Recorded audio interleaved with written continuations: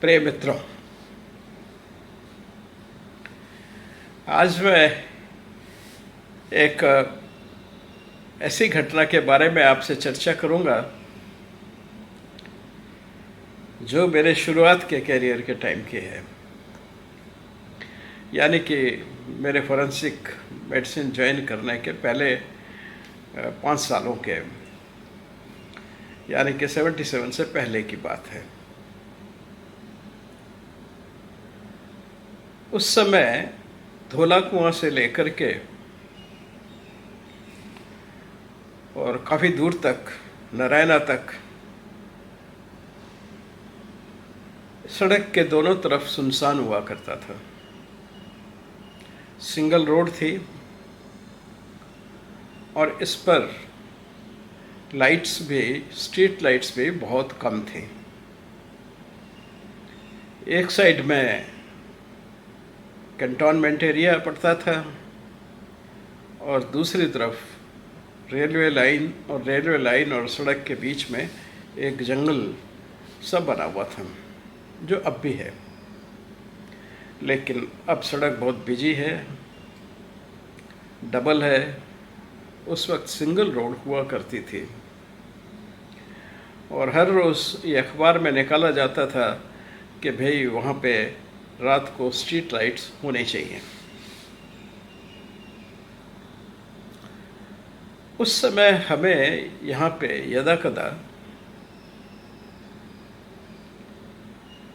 Dead bodies जो रात को कत्ल करके लोग फेंक जाते थे, उनकी रिकवरी हुआ करती थी। ऐसी ही एक रिकवरी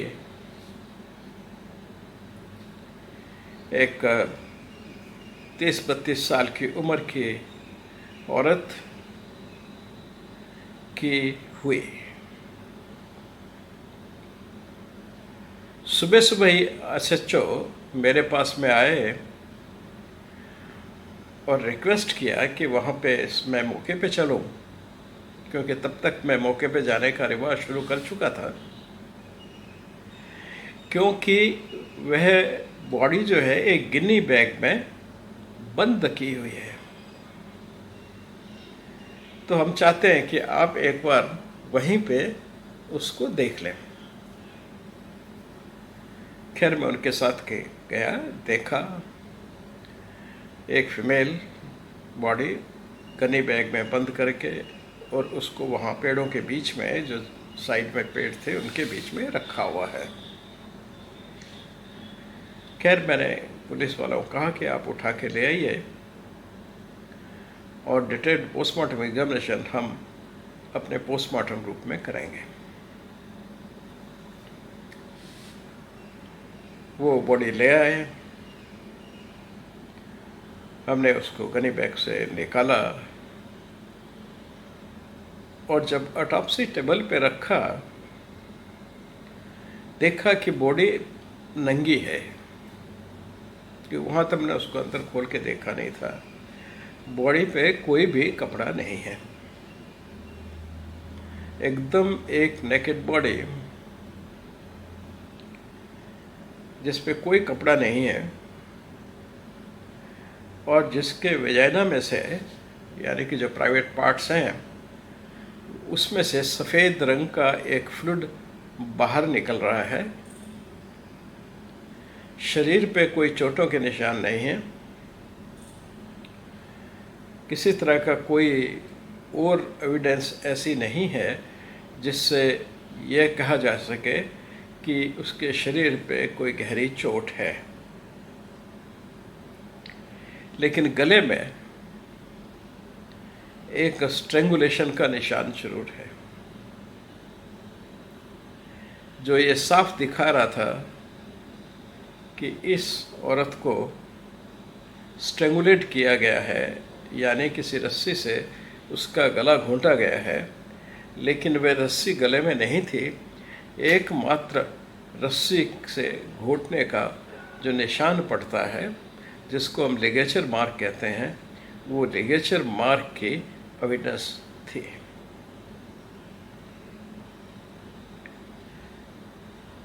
सबसे पहले हमने उसके प्राइवेट पार्ट्स को एग्जामिन करना ठीक समझा, क्योंकि उसमें वाइट कलर का एक फ्लूइड लगातार बहता हुआ सा, निकलता हुआ सा नजर आ रहा था।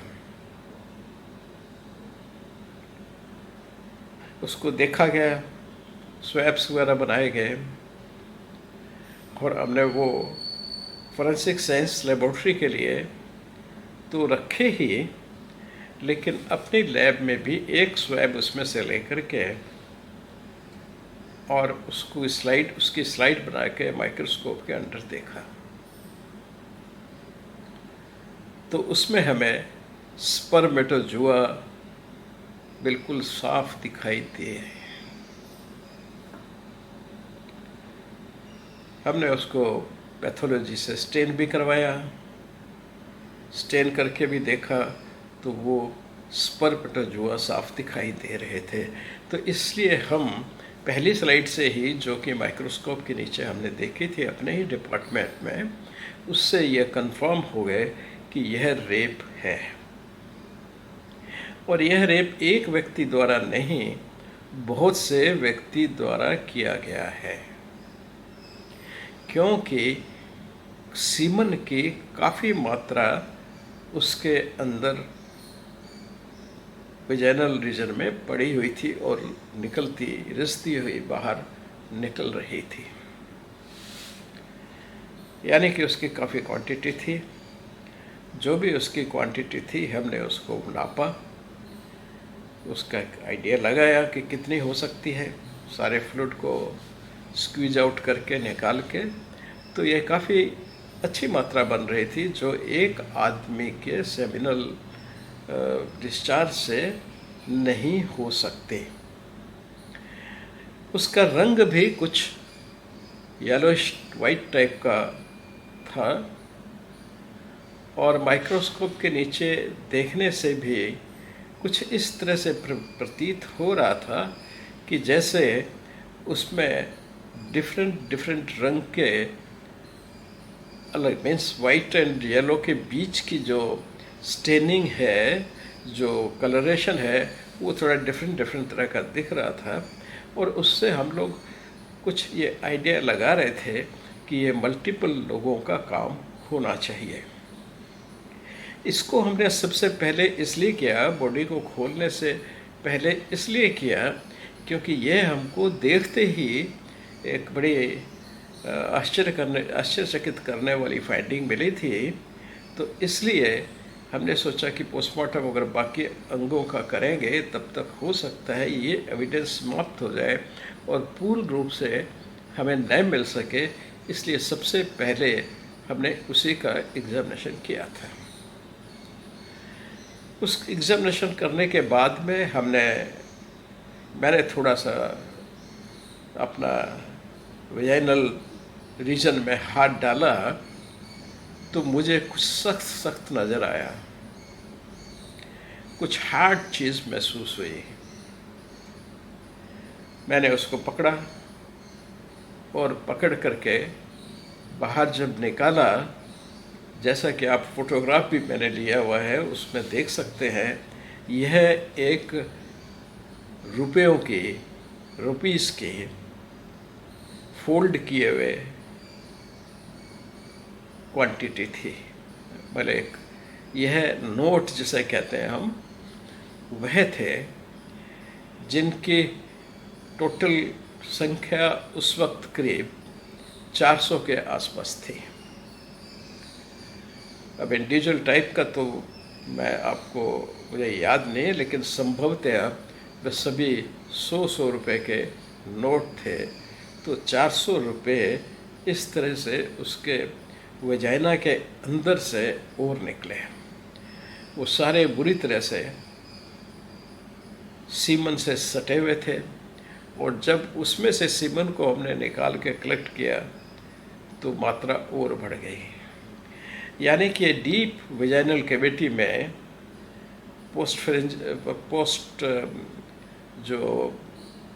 पोस्टीरियर पार्ट जो होता है यूटरस के साइड में, वहाँ पे वहाँ तक डाले हुए थे, यानी काफ़ी डीप जगह पे रखे हुए थे, इसलिए उसमें भी काफ़ी सारा सीमन लगा हुआ था।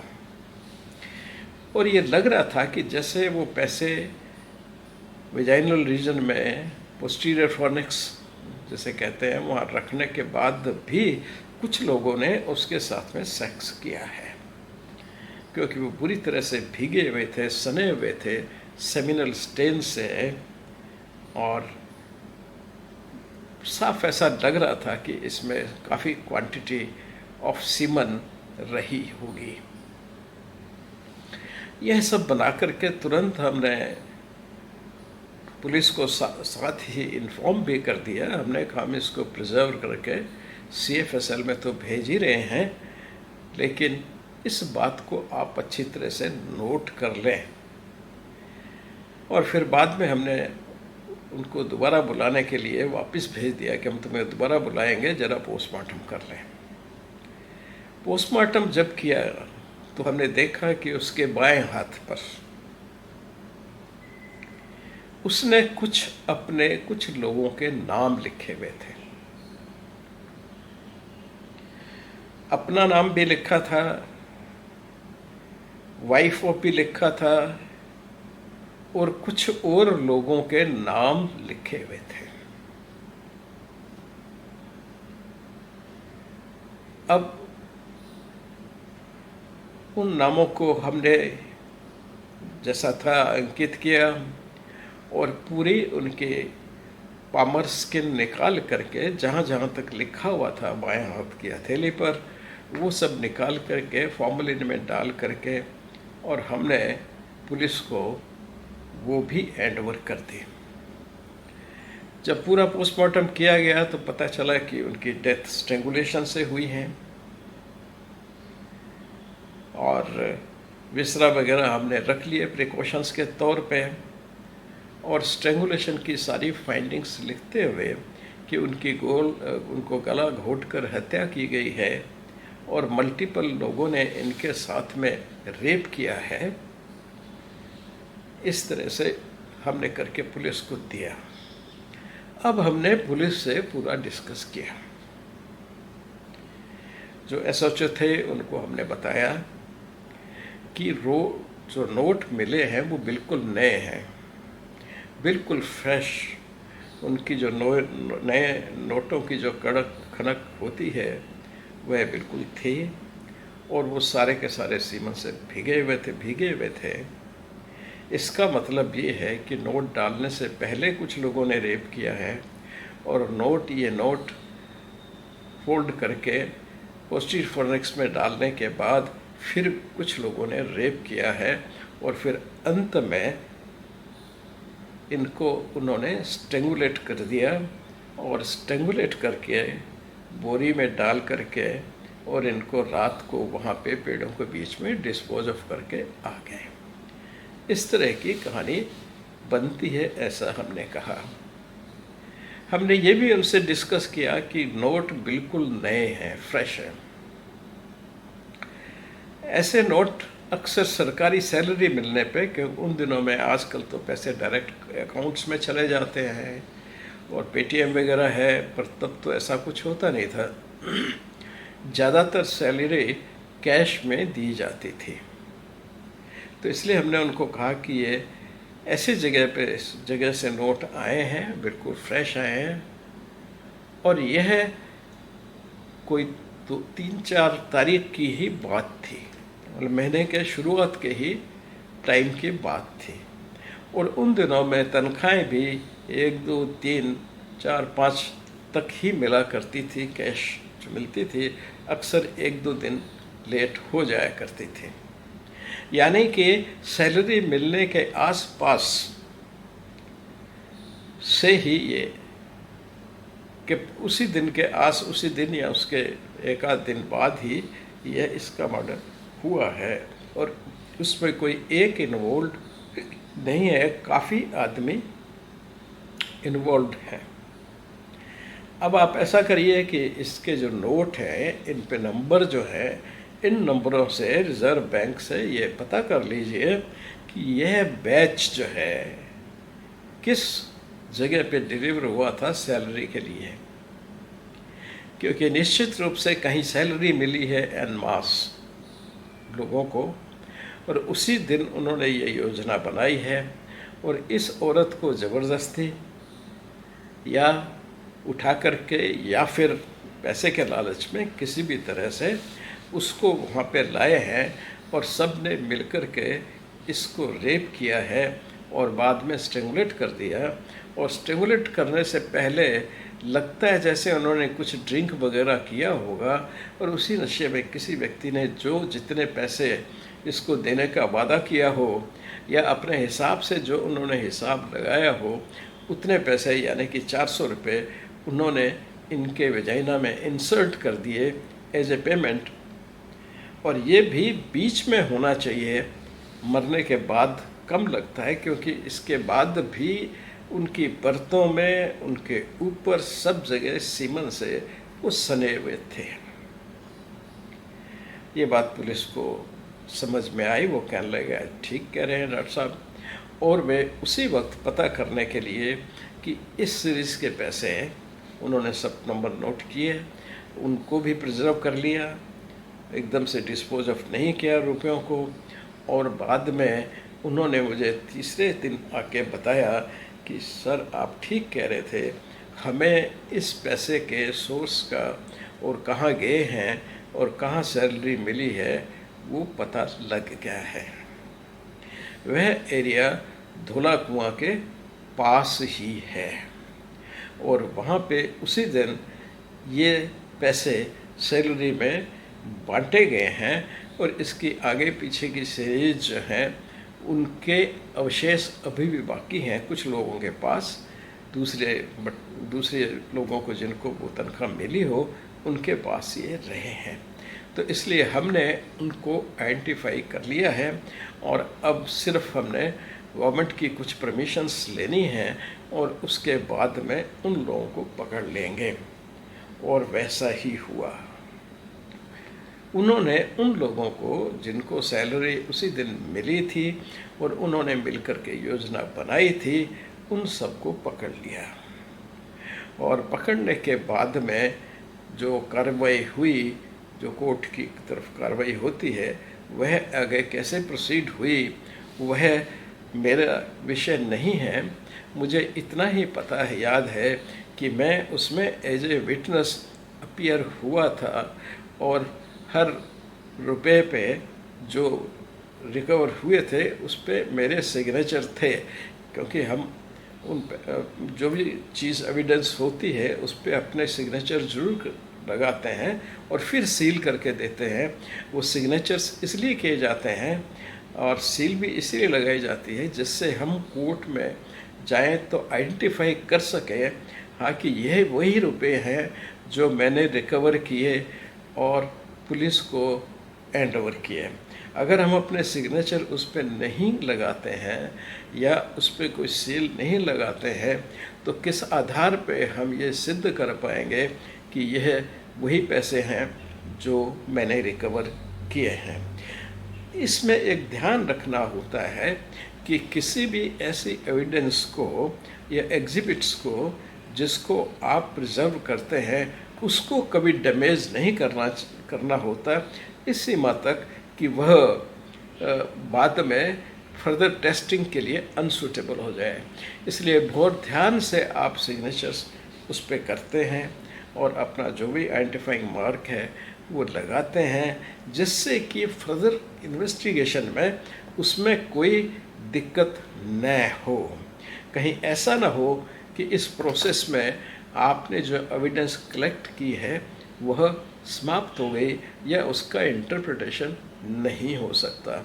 इसलिए यह डॉक्टर्स के लिए या किसी भी साइंटिस्ट के लिए जो इन कामों में फॉरेंसिक के काम में होता है उसको इस बात का विशेष ध्यान रखना होता है, और वही ध्यान हमने रखा और उसको फॉरवर्ड कर दिया।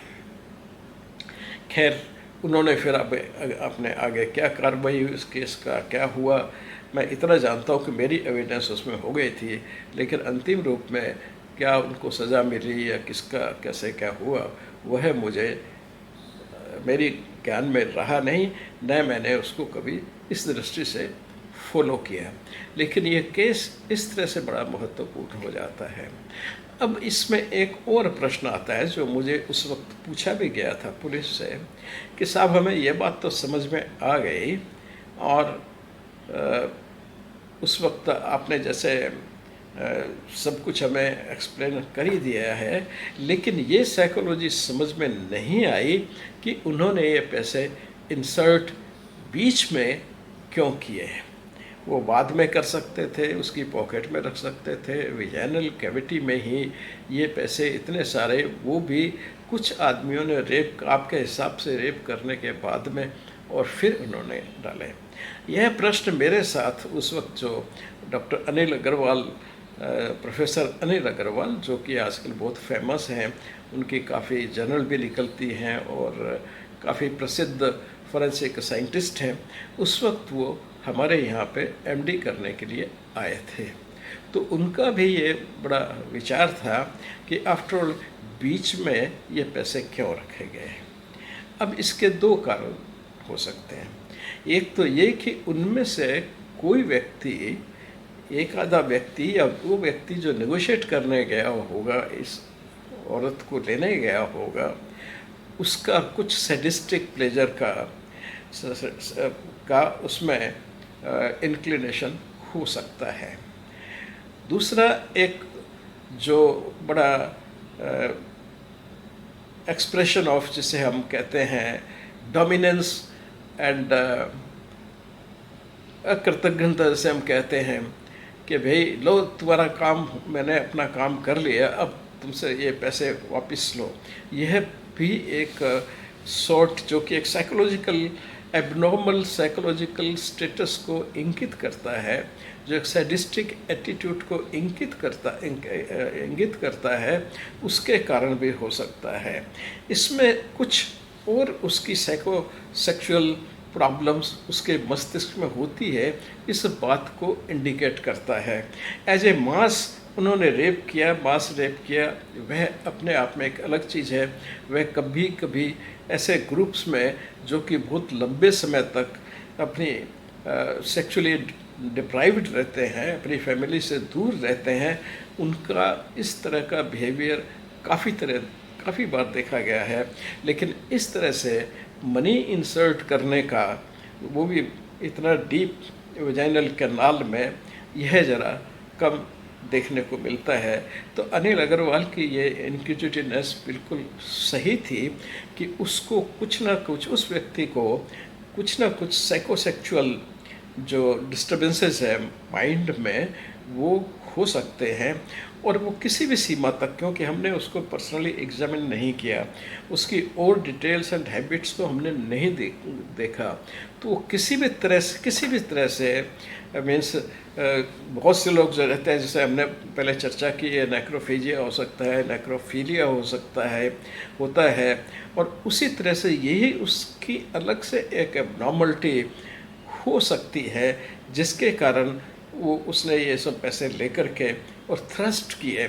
यानी कि इसमें दो बातें हैं, एक तो वो अमाउंट जो उसने पहले उससे सेट की है, और दूसरा इसको इंसर्ट करने का तरीका भी जो है, जो इतना डीप डाल के, बिकॉज वो इतना पेनफुल रहा होगा विक्टिम के लिए, वो थोड़ा सा एक पॉइंट ऑफ कंसर्न बन जाता है।